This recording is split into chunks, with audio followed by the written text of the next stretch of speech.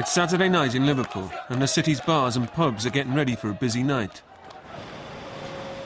Rapid response paramedic Leslie Millen is starting a 12-hour shift in South Liverpool. No two Saturday nights are ever the same. You deal with all kinds, from stabbings to shootings, drunks, drugs, you name it, we get it. I love working Saturday nights. Paramedic John Pollard is also working tonight. It's pound a pint night for the students and pound a shot night for the students, so I dare say we'll have a couple of alcoholic students.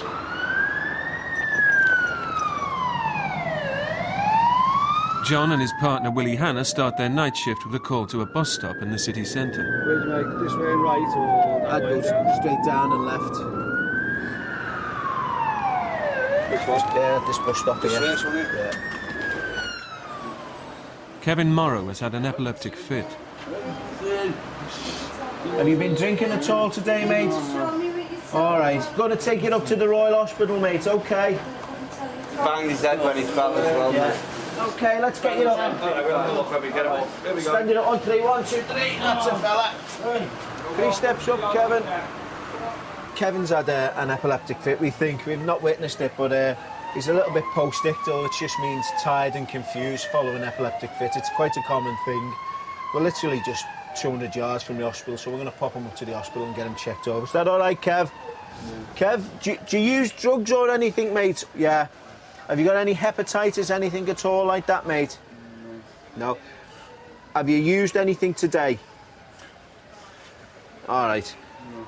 If Kevin has another fit, we've got to introduce a needle into a vein, or the hospital staff have, and as much information as you've got. Information's forearmed, you know, and it's the more information you've got, the better.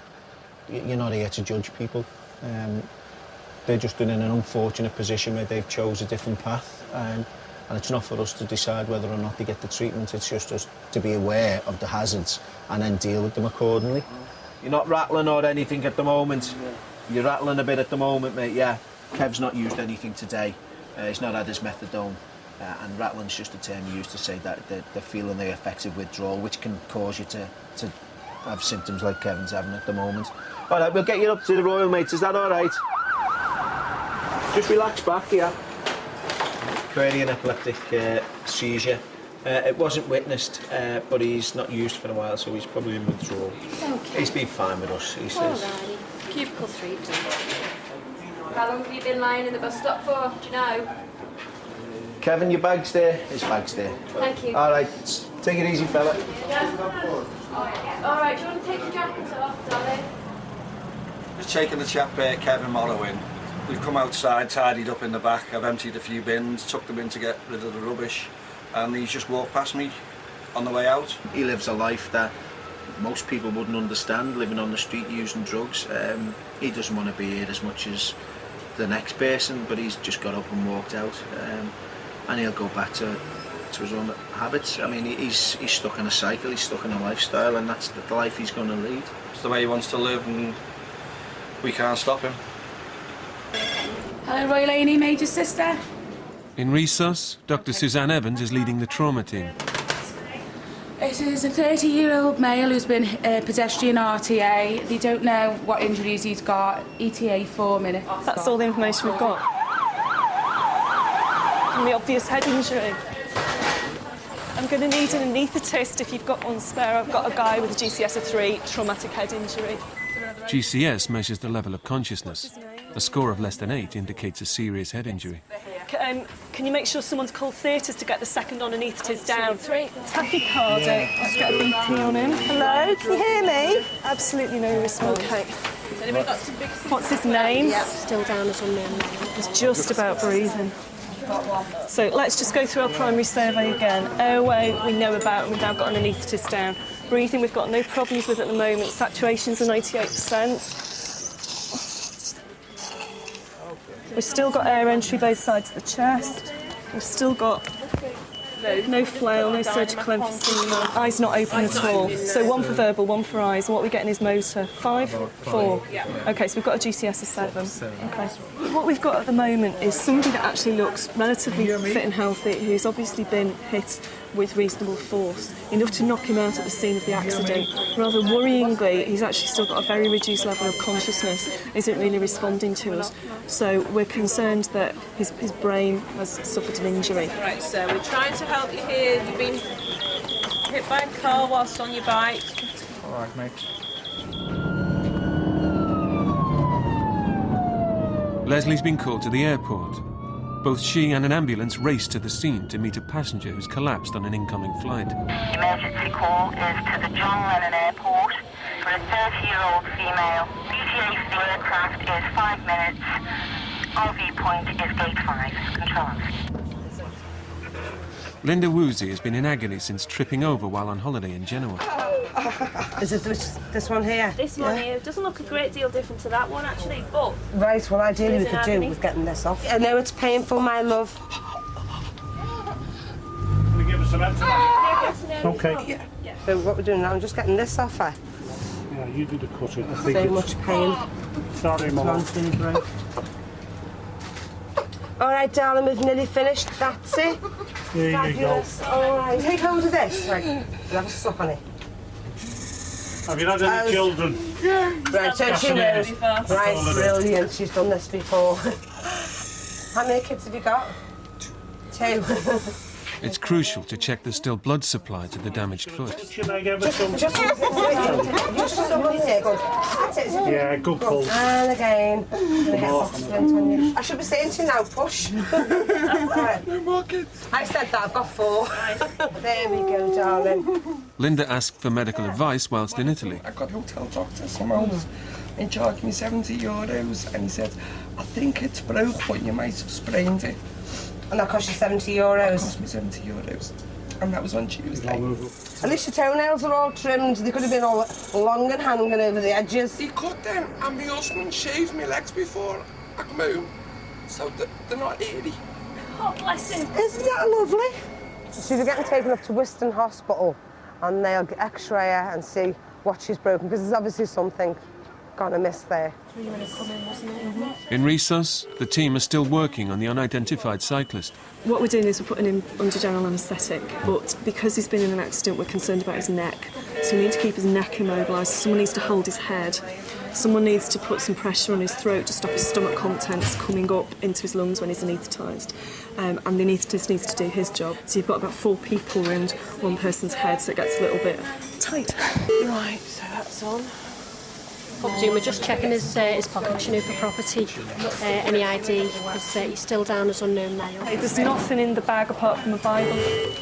No name in it. Sounds like he's an epileptic, Newton. It would appear that he suffers from epilepsy because he found a bottle with some anticonvulsant medication. It's got a name on as well. Right. So we're assuming that belongs to him. What we really don't want is to find out he's actually got a brain injury for his sake.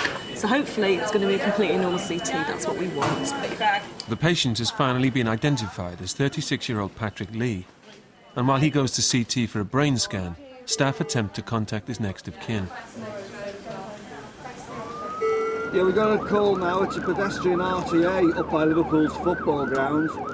Pedestrians very rarely win these cases. It's likely to be quite serious. Hopefully it isn't. We'll have to get there as soon as possible. 15-year-old Adrian Vachnevsky has been hit by a car while crossing the road.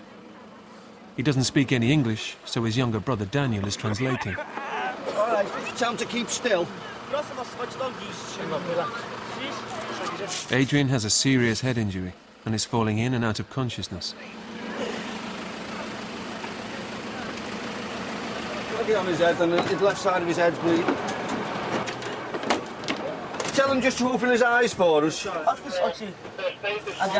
Whereabouts is he from? Poland. Poland. We're going to take him up to hospital, yeah? You stay in the ambulance with us in case I've got to ask him questions and I need somebody to translate for us.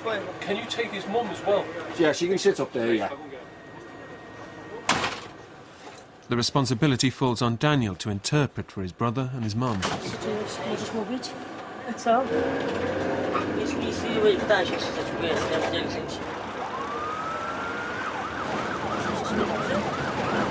It's going to be sick. John, pull over! Try to get the back. Okay, okay. Okay, I'm back. It's a sign of concussion. Vomiting. We've got him lying on his back to safeguard his neck. When he starts vomiting like that, we're scared in case the vomit goes back down his throat and he chokes on it, because it can be fatal. You'll be fine, darling. Adrian is taken to Alder Hey Children's Hospital, where a trauma team are waiting to receive him. At the Royal, Suzanne's next patient, Alan Pakenham, has slashed his hand open on some railings. God, you're a lucky fella. He's avoided all the major destruction, just gone through the fatty tissue at the side of his hand. I'd be inclined not to overstitch this, because it's going to swell up. Yeah. Like mad. Basically, when you cut your finger, it's like splitting a sausage. Everything just spills out. And because there's quite a lot of fatty tissue on that side of your palm, when you split the skin, it's quite difficult to bring the skin back over it without putting the skin under too much tension. So we want to cover the wound with the skin, but so it's not too tight. So it'll heal nicely, but not sort of split again. You behave yourself and don't cry. I'll let you have a Malteser. Excuse me, sorry. Got a standby coming in, ETA 3 minutes. Louise Adams has been found collapsed in a club and is in a very distressed state. Hasn't taken anything else. On 3, 1, 2, 3. She's told paramedics someone has spiked her drink. Leave your arm now, okay? You're alright. Little scratch. The first priority is to give her a sedative to calm her down. Slow breath with me. Good girl. You're doing really well. Just going to do some observations on you, just check everything's all right. But you're absolutely fine. I suspect that she's under the influence of alcohol and some other unknown substance. She's certainly dissociated from reality at the moment. We'll probably just give her some fluids and let it just work its way up sort of gradually. Carmen, I'm going back to mine is to stitch this hand up. What I'm going to do is I'm just going to block the nerve at the side of this finger, okay? Thank you so much. What you don't want to do is to put a really deep stitch in and go through the tendon sheath, or sort of like, you know, to complicate matters really, to convert what is, although a nasty looking wound, a relatively simple wound with no complications into a much more complicated wound. It's good to get a picture before you do anything, so you can see what it looked like, and then whoever reviews it in a few days' time, as it's starting to heal, can actually see how it's improved. Will it be a decent scar? Oh, it'd be fantastic. It'd be beautiful. Cool. Drawing the skin together where it'll come together easily. And the rest we're going to do with steri-strip so it's not under too much tension. Back on the road, John and Willie get a call to the Garston area. We've got a job, yeah? It happens all the time when we're getting our dinner. We're going back up the road. It's an 80-year-old female who's collapsed, and the call is from a neighbour, we think. You've been feeling unwell at all? I haven't been too good for a couple of days. Haven't you? Can we ask you just to sit up in the bed, darling? Pull up on me. Yeah, no, stay on your bed. Oh, slow down. Yeah, darling, watch your back. Oh, there, missus. I was a nurse. Oh, yeah. Stand up with me. We'll move your bum up towards the pillows. Sit yourself down. Sit yourself right back. Oh, hey, cover tomorrow's washing, will you? You just collapsed on the floor, so you don't know, do you? What's happened? No. Okay, Could be anything, couldn't it, eh? I nearly fell down the stairs. Did you? Have you been on the ale? I wish he had. It'd have been better if he hadn't been.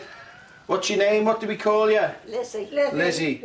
Elizabeth Taylor. Elizabeth Taylor. Yeah. If I touch anything I'm not supposed to, shout out. Shining on again. Have you got bare legs or have you got tights on? Tights. All right, well, it's all right. Yeah, it's all right, darling. It's all right. Tell you what, I think I'll sit here and watch the telly. Do you want to carry on with my mate? You've got more skins on here than a Spanish onion. Yeah. Were you expecting a bit of snow? Or it felt really sickly, you know, and it just went down. She did, she just collapsed.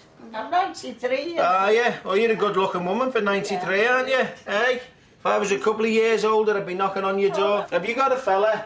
You're joking. Haven't you? You're fed up with all that malarkey. It makes you forget your pains, don't you? Look? Your pulse is 86, which is perfect. The oxygen in your blood is 98%, which is perfect. And your blood pressure is 175/62, which is, guess what? Perfect. So you're getting a real makeover. She's getting a full MOT. I get off a lot. These fellas. Yeah, wait till you see the bill. It's gone up, you know. It's not free anymore. It's a cup of tea at least, isn't it? I'll be all right, I'll take it.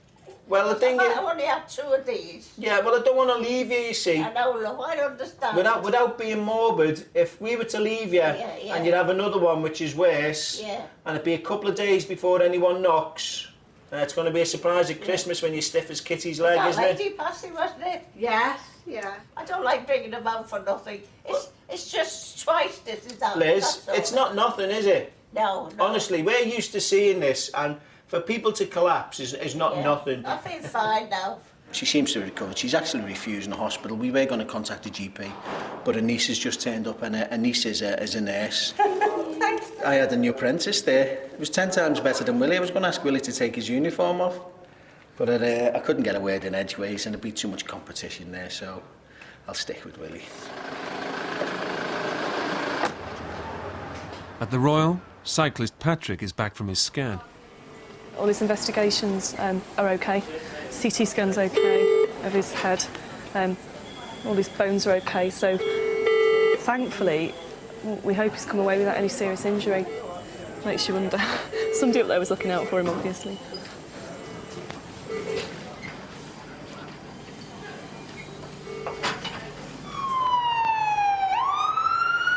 It's 3 a.m. and Leslie's next call is in Grassendale. And this time it's for a 13-year-old male, difficulty breathing, asthma attack. Normally families can deal with it at home. It's when it gets bad and they feel as if it's sort of getting out of control. That's when they'll phone for an ambulance. So what's been the problem? Well, I've been waking up all night. Yeah. And I've got these for my tonsillitis. Right. And my salbutamol isn't working. With asthma, it's when the little tubes like go into the lungs and they fill with mucus and they swell up, and so the tubes get narrower and it's harder for them to breathe out, and that's why you get the wheeze when they're breathing out and they struggle. So what we want to do is we want to get him on a nebuliser because his own inhalers aren't working that well, and get him sorted again. Okay. What happens is, right, I put this on your face and it's like a nice mist, and then you breathe it in, okay? Now, if this doesn't work, I've got stronger stuff that I can mix in with that, and that will zap him from a different angle, right? But I'm quite convinced that this will work. You're always best when it gets to that stage when you think, hang on, this isn't working. I'm giving him inhalers and he's still wheezing, his peak flow's still low. Don't hesitate, just call us out. Because that's like magic, isn't it? Yeah. How are you feeling now, Poppets? Before we go anywhere, it's dun dun dun dun, it's peak flow time. Really big one. 150. Well, better than 130, isn't it? So let's get your pills and potions. And your mum's going to get your shoes. Not my shoes are in there. Stephen is taken to Alder Hey Children's Hospital for further treatment. At the Royal, staff are dealing with a typical Saturday night. 18 months. What's the story with that? Intoxicated male, but queries. Everybody and their dog and all the alcohol they've consumed just decided to come to the Royal. Paul Jenkins has been attacked while out with his friends. Can you tell me what's happened to you? Yeah. Go on then. I've got assaulted in Concert Square. In Concert Square in town. Have you been out having a drink? Yeah. How much have you had to drink? Quite a few. Paul, can you do me a favour? Can you keep your head nice and still for Yeah. me? Yeah. No. Don't nod or shake your head. Have you got any pain anywhere, Paul? Yeah, in the back of my neck. What have you been assaulted with? Just by a person. So have they punched you or have they used a weapon on you? No, Paul, stay sorry. still. We're going to Sorry. do everything for you, honey. Yeah. You just need to say Okay, yes and sorry. no. Stay still. Were you knocked out? Yeah. Yeah, you allergic to anything? No. No. I'm going to check your blood pressure, honey, I'm just going to get some monitoring on you. on your arm, okay? Okay, yeah. Paul, I need you to try and stop moving your head around, okay? I'm sorry. Stop doing all the moving your head around. Just stay nice and still. The reason we've got his neck immobilised is because he's complaining of neck pain. It might be that he's been punched and fallen backwards and injured his neck. He might have fallen down some steps. We just don't know at this stage. So it's better to be safe than sorry and just keep his neck immobilised. He's all deserve a clap on the hand. So do you for having this on your neck? No, you all deserve it. What we're going to do in a minute, Paul, right, Yeah. is what we're going to roll you one way. There's a few people who's going to do all the movements of your body, and I'm going to control your neck, okay? Yeah, that's we all don't right. want you to shake your head, nod Okay, it, not sorry. think. It's actually harder than it sounds. I know it's uncomfortable. I know it is. Lie No. Don't move, mate, don't move. We've got you off the plastic board. Put your arms by your side and just lie still. Although he's lying there reasonably happily, he's not very cooperative in the sense that he's still a little bit too drunk to fully cooperate with what we want to do. So we'll keep his neck immobilised until I'm happy that he can actually answer questions properly and understands exactly what's going on, and then we should be able to sort his neck out. John and Willie have been called to a bar where staff have found someone in the back. Is he one of your staff or is he a punter? No, he's a punter. But we found him just in the room there, so it looks like he's broke into the door or something like that. Which doesn't really help matters. Is it, do you think he's acting a go because he's been called? I think it could be a bit of both. Right. Stop crying a minute. Where about your head? You can't feel your legs. No. Willie can tell from a reaction in his foot that there's not a serious injury. You feel that? No. I'll get a needle and stick it in your foot then, eh? And see if we can feel that. Shall we? Because I don't want you acting the goat with me. All right? If you can feel that, tell me. Now you can feel your legs, so stop lying to me. The chap's just woke up here. He said he can't feel his legs, but I think he might be able to if we stand him up. There we go. But there we are. Let's walk it out then, see how you go, eh? Where is she? This is my wonderful super duper travel mug. So what I do is, plenty of coffee. A little bit, oh, there's the phone. A little bit of coffee, mate.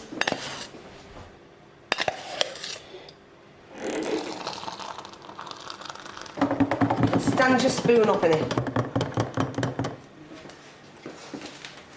Who put them there? I'm just going to check him over. Leslie's next patient is a teenager with a head injury. There we go. Can I squeeze in there, hon? Right, was he knocked out? He was out for about 3 minutes. He's got a big gash on his head. Has somebody give you a smack? No. Mike, you can be honest with me, you know. You haven't. Okay, I need you to be honest with me, darling.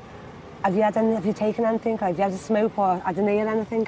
Yeah, I've had a little bit It's only because your pupils aren't reacting the way they normally should. You've got a big cut on the back of your head and it's right down to the woodwork. Yeah, don't touch because it's open. Right? So you've got to go to hospital. I don't take no for an answer. So what I'm going to do is I can get a dressing and put a dressing on his head. The chances are you won't keep it on his head. The chances are it'll fall off. Turn your head around here. Look at that, blood. I know. Right, stay still, OK? Lift your head up and stand up. Let's just tuck this round the side. How's that? Nice one. Don't touch it. You look like a pirate. You're welcome. Oh, look, he's hemorrhaging all over me. You just sit there. Come on, sit. It's only a little bit. Come on, hon. Just sit there. Stay there and I will get you a blanket to go around your shoulders because you're cold. Yeah, I'll get you a blanket on you. Yeah? Where's he going? Michael! Michael! He's 19, he's only a baby, he's a kid. Doesn't know what he's doing. What I'm going to do now is I'm going to drive round and I'm going to see if I can find the little beggar. You could have a bad brain injury and not even realise it. And that's when you hear these kids who go home, go to bed, and when the parents try to wake them up in the morning, they're dead. But you try telling that to a kid. They know best. He's the same age as my son.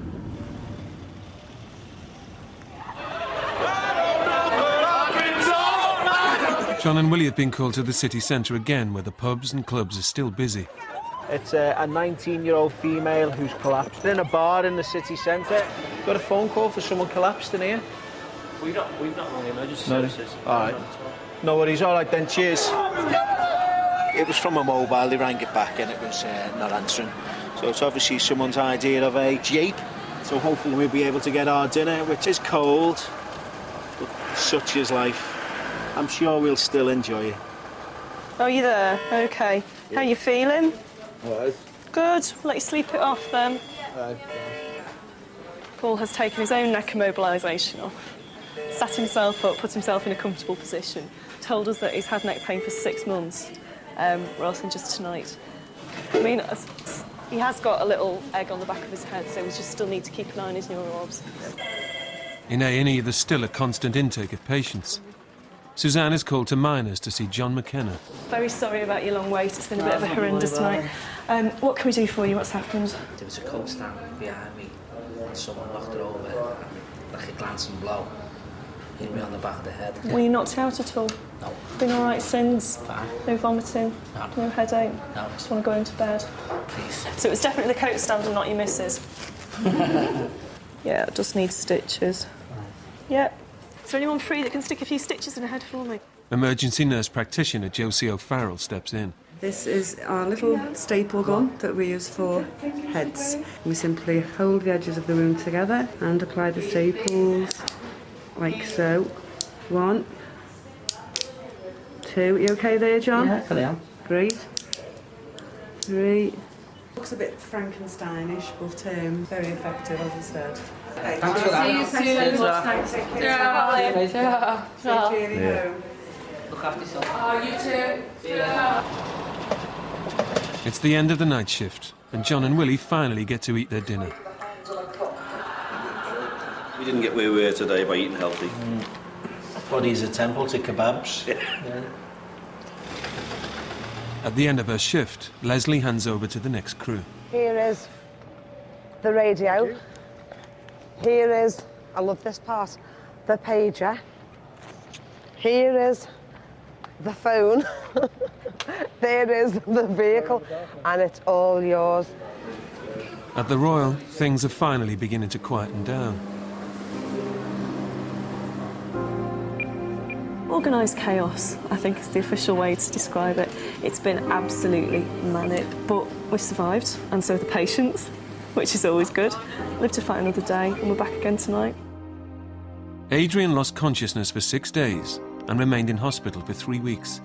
He has no memory of the accident. Linda's ankle was badly sprained, but not broken.